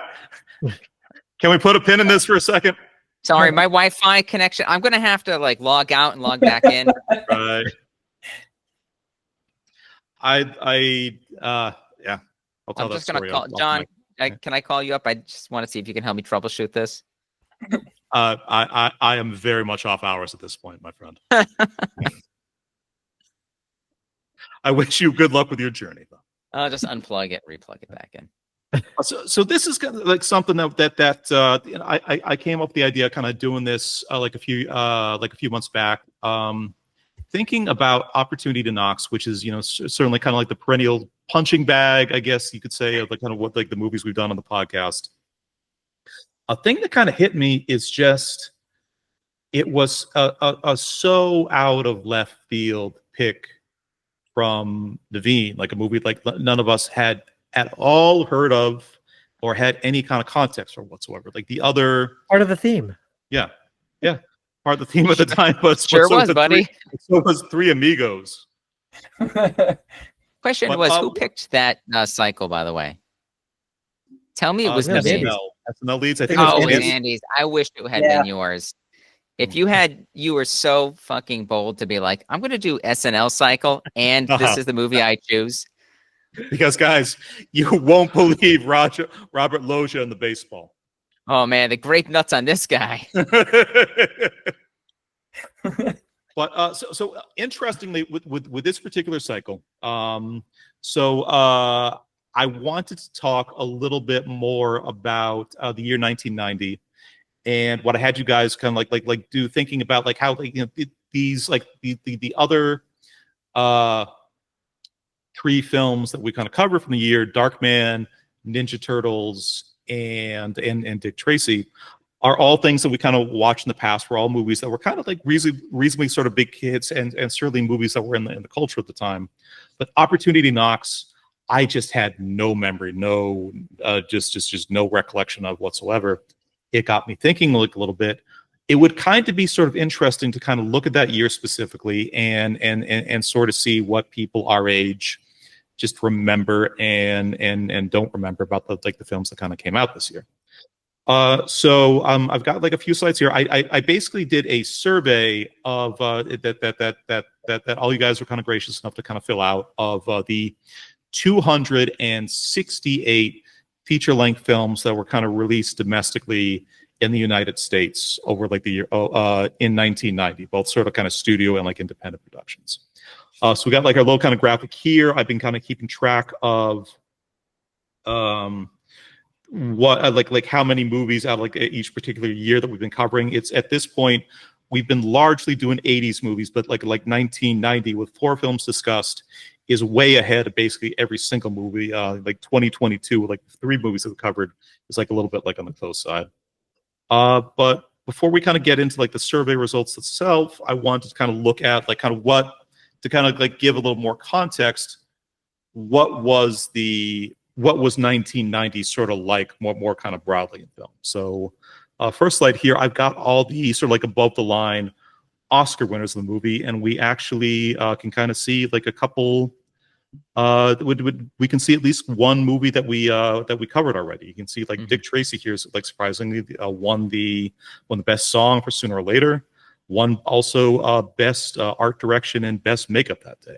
But you look around, you also kind of see like other sort of different movies that were particularly successful and popular for this year. You see kind of Ghost and Dances with Wolves, Total Recall, The Hunt for Red October, all sort of made like the top of the line list. What I kind of was curious if you guys could like pick out before we kind of go further into the slides, if you kind of listen to movie nerd podcasts and like people who kind of talk about like the history of films and the history of awarding films, 1990 is considered one of the most sort of like egregious, historically like egregious, awful losses, really, in like the history of like the Oscars. And I've heard people talk about it a lot, but I'm curious for you guys, just looking at the graphic that we have here, if you could actually kind of tell what that loss actually is. Kind of look at things that took like the best of awards.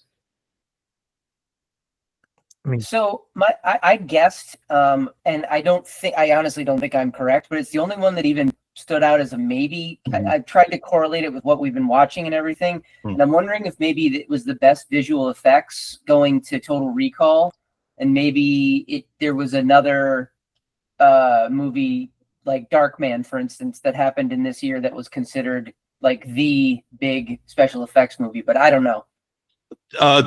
The Total Recall special effects brought us the 3-boobed woman. I don't think anybody would, in kind of modern times, would have any kind of like issue. 2 weeks. Yeah. 2 weeks. So I don't know. That's not Naveen, Eric. Any other guesses here? Let me say it. No Ninja Turtles. No Ninja Turtles. That was, I'm telling you, it could have been special effects. Best art direction, best makeup, best picture. I mean, it could have been any of them, and they didn't even consider it. Yeah, opportunity knocks. I mean, that should have been on there. Not even in best editing. I found it under best piece of shit. Yeah. See, you can always win something. Right. It's written in Japanese. So, like a little bit of a hint for like where like the real controversy is. It was who won Best Picture versus who was nominated. Best. Gotcha. Didn't Dances with Wolves got Best Picture? Best Picture, Best Director by Kevin Costner. Yeah. Best Adapted Screenplay, Best Cinematography, Best Editing, Best Score and Sound. Really cleaned up this year. Right. I remember cleaning up. What else? What was the one that? But like the big controversy, like this is an interesting kind of thing to talk to, just about like how not just the kind of films are kind of forgotten over time, but how the perspective of films kind of change over time. Is like people consider like a historically terrible Best Picture Oscar and Best Director Oscar upset was Best Director and Picture going to Kevin Costner for Dances with Wolves, which is a movie that hasn't aged particularly well, is sort of kind of very kind of like a little sort of icky and kind of white savior and everything else, as opposed to Goodfellas losing to that, which still currently stands as kind of just one like the best, most iconic like American films like the 20th century. Interesting. Yeah. I could see that. Right. Kind of going on from there, we got like the first, we got the top 15 for like domestic box office in the United States. So some interesting things here. Like the fifth place, kind of counting down to first, was Hunt for Red October with 122 million, and then we got Ninja Turtles domestically fourth best in the country that year. Home Alone with 143 million, Pretty Woman with 170, and Ghost with 205 million domestic gross. Kind of looking at this, like any sort of like surprises here in terms of, especially in terms of like films that kind of did better or worse than the others. The thing that stood out to me was the fact that the top two highest grossing movies of 1990, Ghost and Pretty Woman, neither of them are like your, standard box office blockbuster kind of movies. Like, they're not big tent poles. They're not Batman. They're not, they're just comedic drama, kind of romance kind of stuff. Pretty Woman definitely R-rated. Ghost either PG-13 or R. Yeah. So neither of those, to me anyway, scream blockbuster movie kind of thing. And also, I was surprised that Back to the Future 3 was so far down the list. Agreed. Yeah, I thought the same thing. It was outgrossed by Dick Tracy. Yeah. Fucking astounding. That's kind of crazy. Yeah. I guess the other thing that kind of seems weird is just the amount of theaters they were in and how well they did, even being less theaters. For someone, you figured, the more theaters you're in, you should be able to make more money, but that's wasn't the case. Yeah, I didn't even notice that. That's a good point. Like another big one for me is looking at this like top 15 movies, only 3 sequels on the entire list. You got Die Hard 2, Sure. Back to the Future Part 3, and another 48 Hours, but that was really it. Everything else was sort of like original concepts. And there were a lot of sequels that came out in 1990. Yes, yeah, we're getting to that. Yeah, we get to that. But any kind of case, so the so kind of get into like surveys that we did. Like I said, I was less kind of curious about sort of kind of like personal responses to the movie, but so the way I wrote the surveys, I asked what is kind of what do you guys remember as these movies were these movies kind of just famously good, famously terrible? Do you remember anything about them at all? So the way I designed the survey was for all 268 domestic U.S. films released in 1990. I asked people to put down on the survey first, if you knew no movie to kind of be famously good, put a just put that as a first category. Famously bad, second category. If you've either seen the movie or remember anything even remotely substantial about it, like the story, director, cast, whatever else, put that in the third category. If you don't know anything about the movie, but it's part of it's a sequel or part of a franchise you recognize, put that in the fourth category, and otherwise just kind of like leave the like the road blank.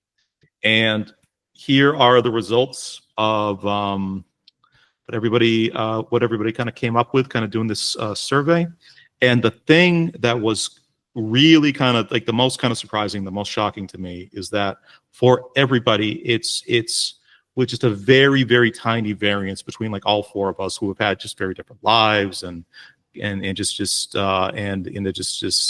are just completely different people that, you know, think about kind of certain things in like different ways. But almost universally, everybody when surveyed did not recognize about 75% of like the movies that were actually on the list.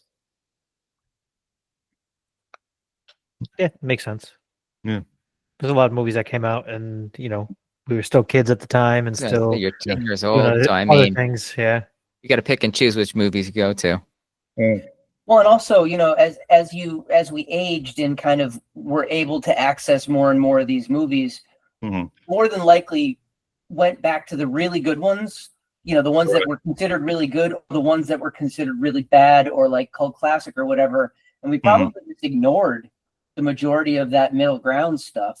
Right. Yeah. You know, 268 movies in 1 year, that's a lot of movies to try to, you know, go back and familiarize yourself with. Or like a lot of movies to even like hold like the bare minimum of stuff like in your head, you know? Yeah. So you end up kind of cherry picking the ones that kind of either scratch your itch the best, or that you think are just going to be abject, ridiculous failures that are fun to watch because of that. Right. It's also interesting because we're 10 years old at this point. For me personally, I could handle at that age any PG-13 movie and most R-rated movies. I think I watched Creepshow for the first time when I was around 10 years old, and parts of it fucked me up like a little bit. But it was like horror movies for me was like a roller coaster. I wanted to watch another horror movie like the next weekend, like after my parents kind of showed me that like the first time. But it's at an age where, you know, you are also, we don't have cars, we can't sort of legally go into kind of most things in the theater without like our parents kind of helping us out. So it's, do you think, you know, how do you think like this, if we did these surveys for kind of any year between, I think, like, you know, 97 to 2002, how do you guys think like this shifts up? I think we recognize significantly more movies. Agreed. And have seen significantly more as well. At that age where you're going out with your friends to check out these films, or you're in college and you're going to Blockbuster and just getting a bunch of movies to watch on like Saturday night to hang out and have a couple drinks or something.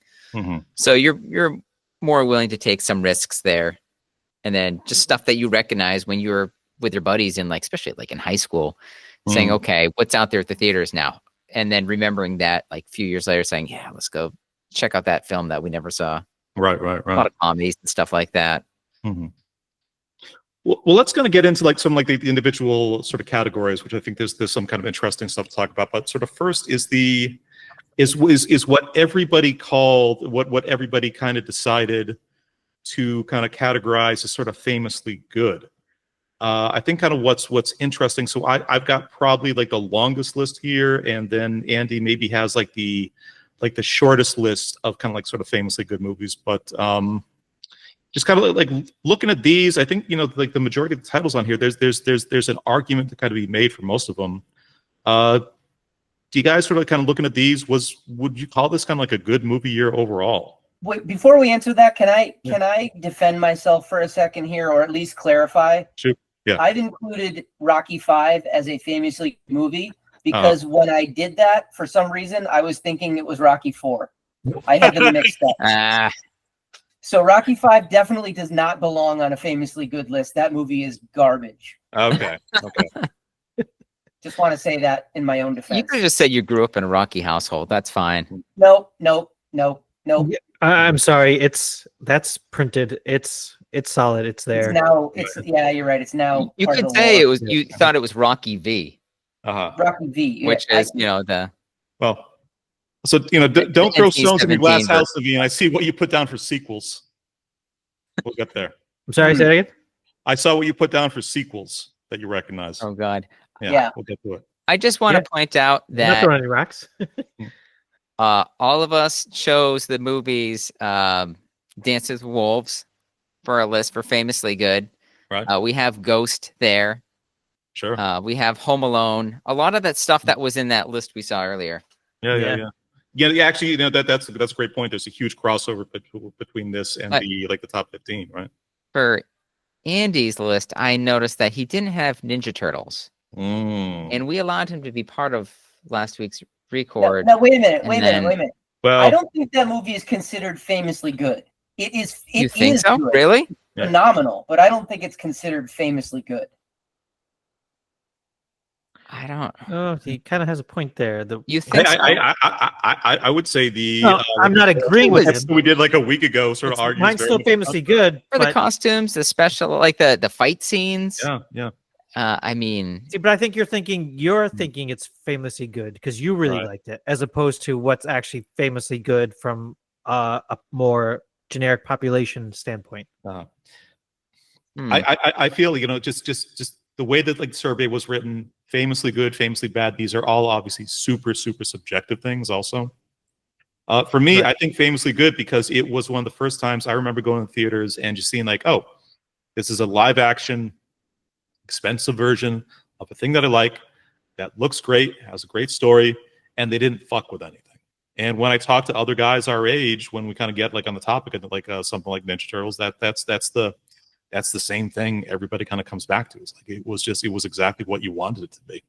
Yeah, I do notice in your list though, Johnny, you also picked The Witches, which is the Angela Houston Witches is fucking phenomenal. It is a fantastic movie. Yes, but I mean, would I consider it famously good? I don't think most people would say that, but famously like trauma for my childhood, it was famously good because oh my God, the scene where all Johnny had Darkman in there. Into you did this survey before the results, before this. I had Darkman too. Yeah, you did.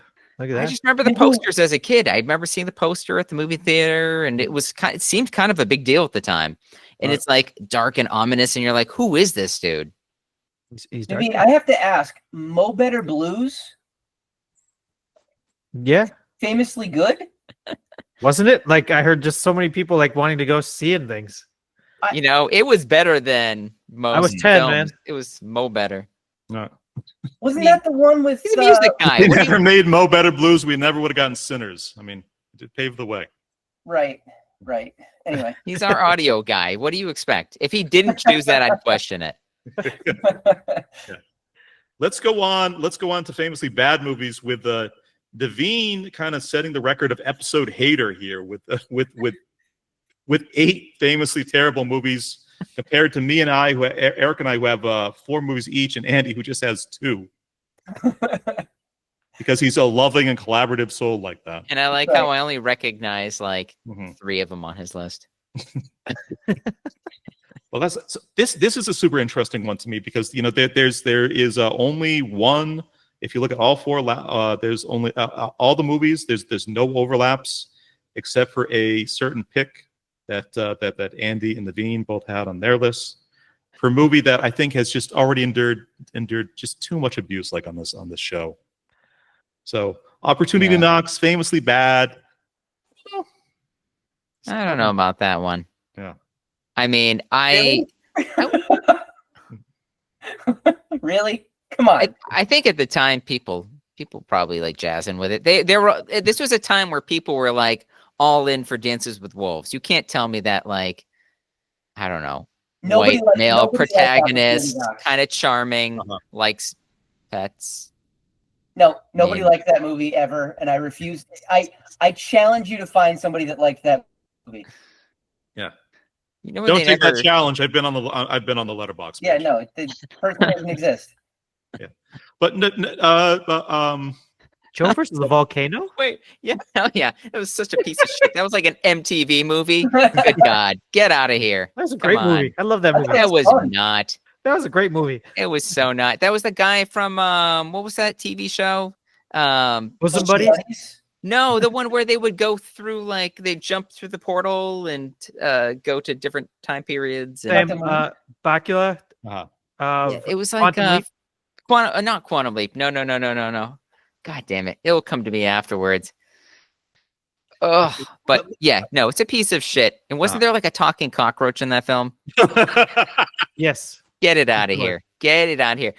Let's look at your list. Delta Force 2, The Colombian Connection. Holy shit. Famously what is that compared to Delta Force 1? Delta Force 1 was great. Chuck Norris. Let's go. I think for big frosty glass of haterade Naveen, I want him to talk line by line through his famously bads and sort of explain why he has these impressions of these films. Let's start Delta Force 2, The Colombian Connection. Don't get me wrong. I believe you. I believe you on all these. I want to hear it in your words. I mean, from what I remember, it was just really bad. Delta Force was great. It had Chuck Norris and everything, and then they tried to recreate that feel with Delta Force 2, and it's was that also Chuck Norris? Yep. Yeah. Was there just like too many Colombians for you? None of them connected at all. They were kind of like, I don't want to be here. I didn't like coffee. You still don't like coffee. Yeah, no, that's not a fair argument. What about Zapped again? Zapped again? Ouch! One at a time. Lionheart. Zap him again. Is that the movie? What is a lion? Lionheart. I believe Jean-Claude Van Damme movie, and coming off the heels of like Kickboxer and Bloodsport, and it was just bad. You had to that convinces me because I watched every Van Damme movie with that. So this is like a 1990 unwatched Van Damme for me. Must have been it was like a real stinker.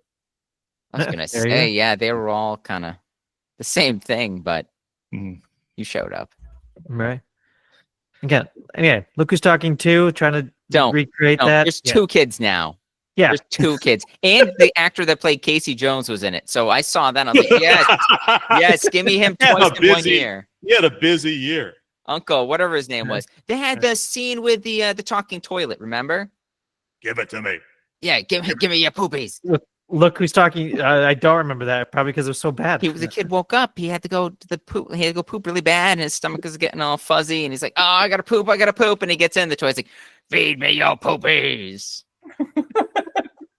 I just found out about this from the Blank Check podcast, but they're actually doing an Amy Heckerling series now, and supposedly I've never seen either Look Who's Talking movies, but the first one I guess starts with like an actual sort of puppet animation of sperm swimming through a tunnel, and it's because Kirstie Alley cheated on her husband John Travolta, and she got pregnant by it. So the whole movie is like they have the baby.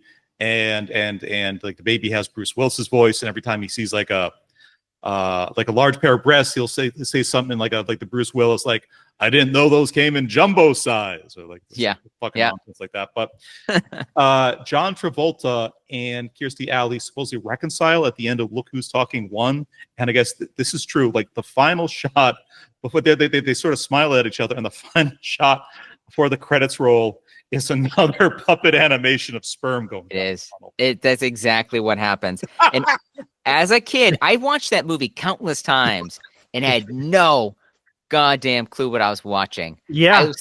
I was like, and that's what I was thinking. I'm like, these little puppets, and they're really animated and just kind of like hopping along.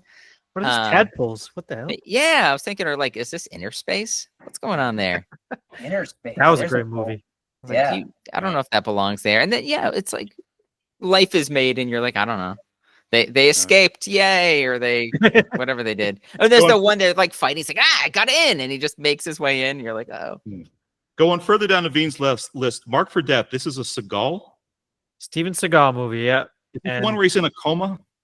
No, that was License to Kill.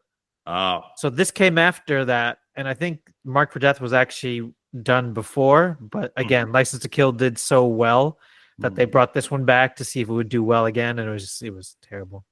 Right. Never-Ending Story 2, Again, the next chapter. Don't do this to me. Yeah, sorry, dude. Famously bad. Famously bad. Jonathan Brandis. you know who's on this pod with you. Mm-hmm. I do. The #1 Jonathan Brandis fan of all time. Mm-hmm. Yeah, but sorry.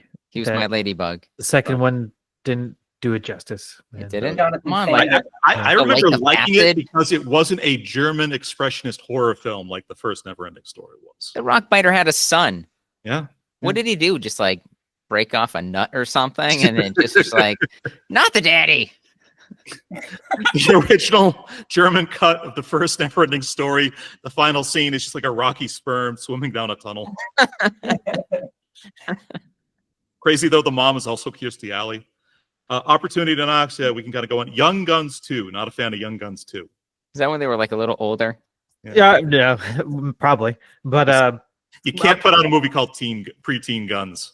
I kind of Guns group the last two together just because it's just one of those things. Even with Never-Ending Story, Look Who's Talking 2, Delta Force 2, it's you did something great with the first one, and you're trying to do it again and catch lightning in a bottle, and it just flops.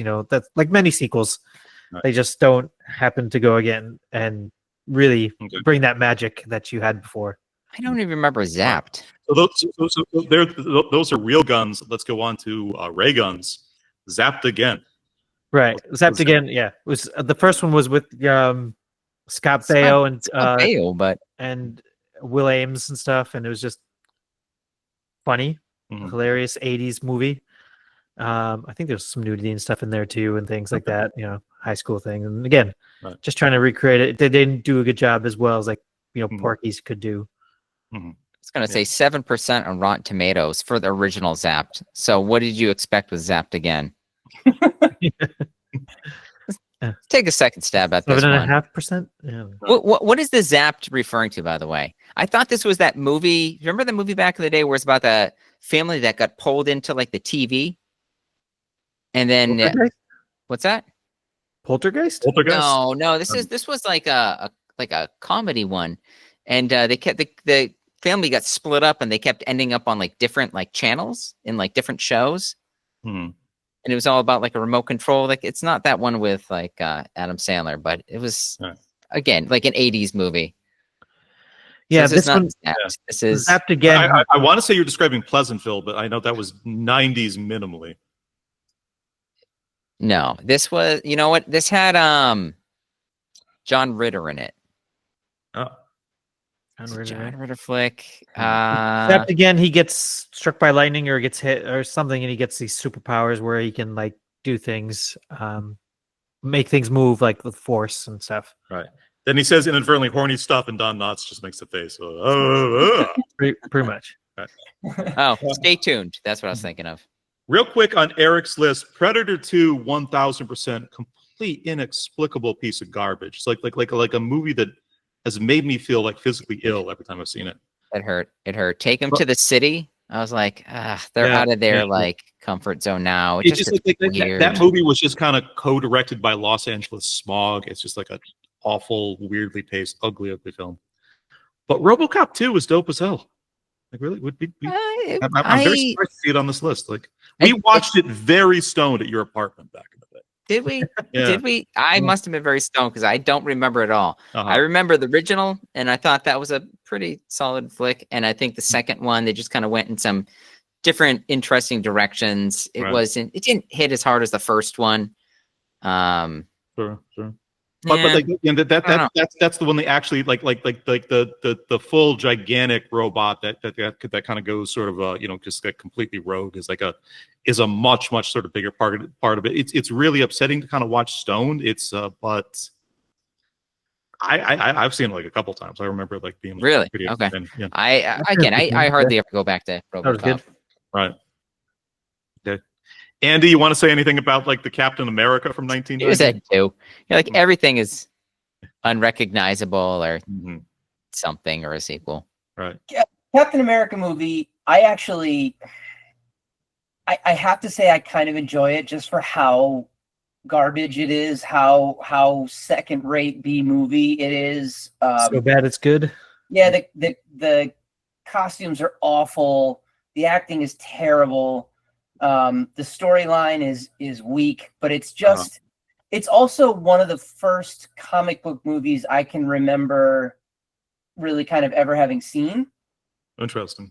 And so that made it cool. I think to me, what this whole slide that you've put together here, Johnny, the thing that kind of stands out, and this is something I've mentioned in the past about my own viewing habits.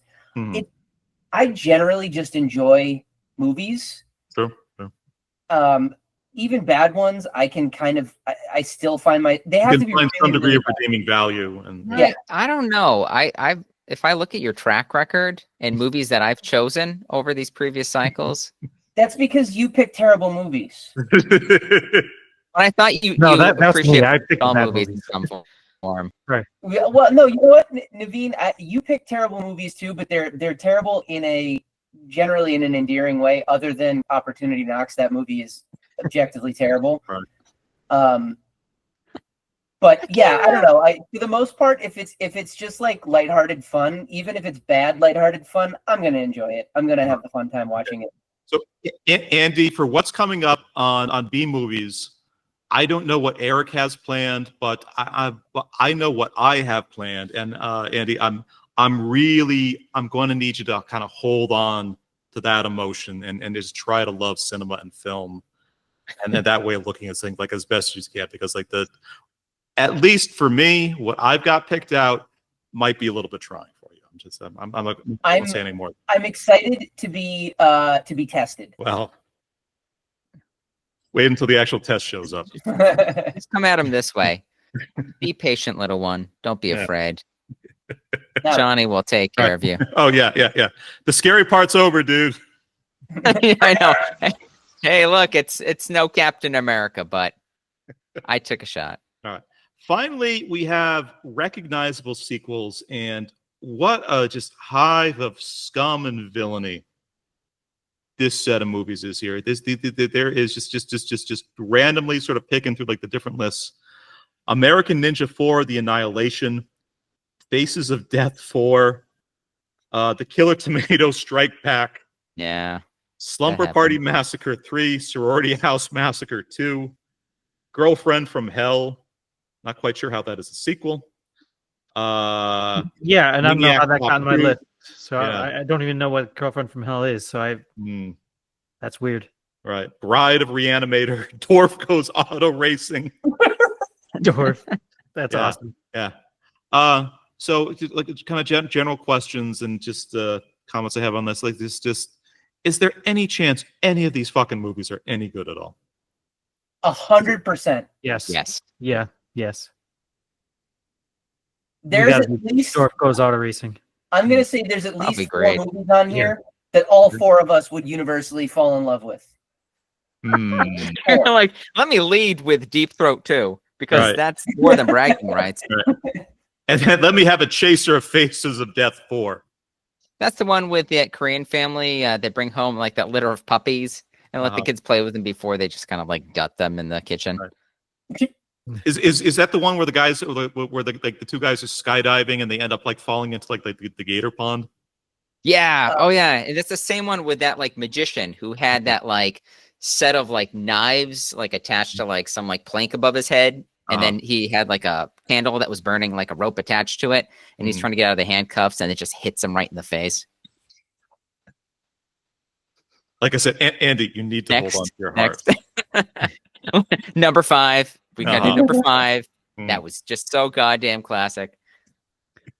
I will say for horror movies, there are some good ones here, and I haven't seen them, but I've heard promising things. Is it The Exorcist 3? It's kind of a hidden in plain sight sort of gem.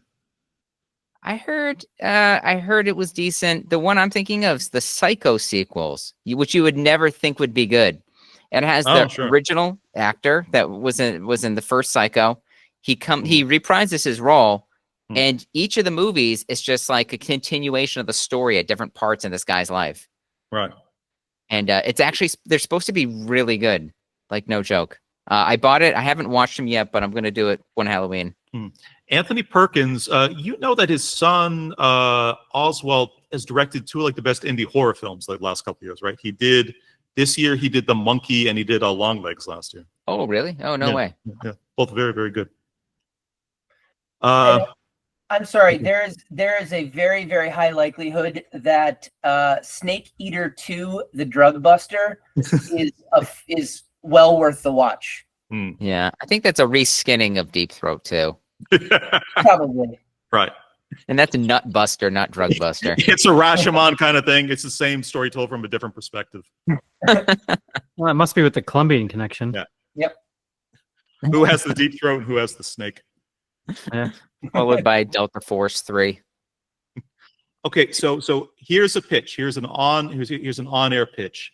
We could do a cycle at some point called the Lost Shitty 1990 sequels, where I take every movie on this list, I shuffle them, and then every host gets one that they have to kind of come up with like a like an episode kind of set of questions or like theme around. And because it's fair to say nobody's watched any like the films on anybody's list here. I've seen a couple of them. I've seen them, especially Johnny's list. Come on, you have Rescuers Down under there, so I mean, who hasn't seen that one? Yeah.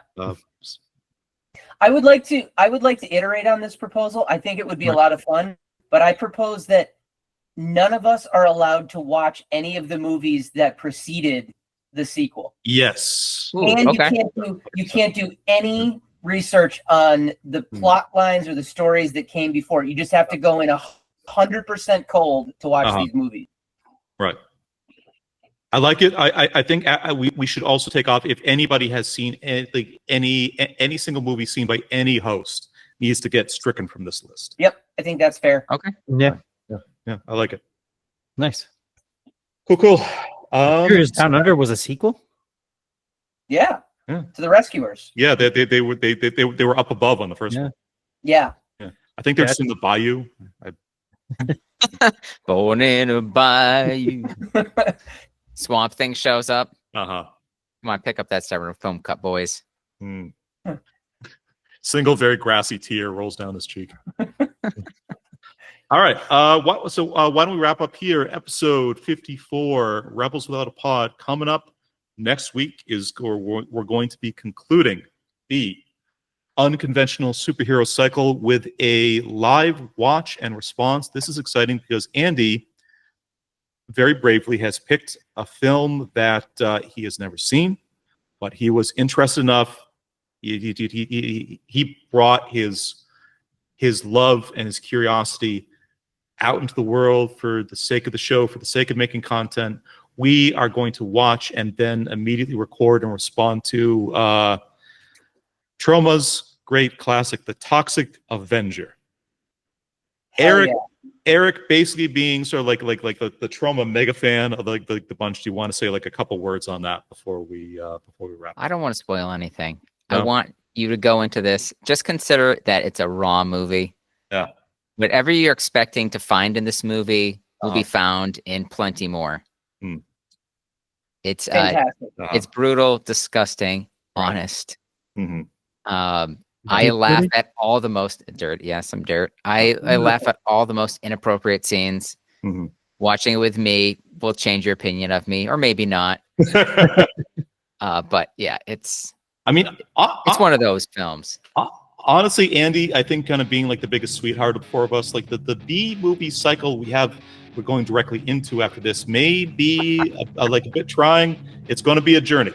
It's going to be a journey. I know what Blow I him a kiss, why don't you? Yeah, I know. say again. Listen, Blow him a Andy, kiss, why don't you? yeah, be patient, Naveen is young the biggest one. sweetheart of us all. Naveen. Let John guide you through this one. I'm very excited about the B movie cycle. I think it's going to be a ton of fun. It's going to be amazing. The fact we are ending on The Room is just going to be just like the cherry on the bukkake pie.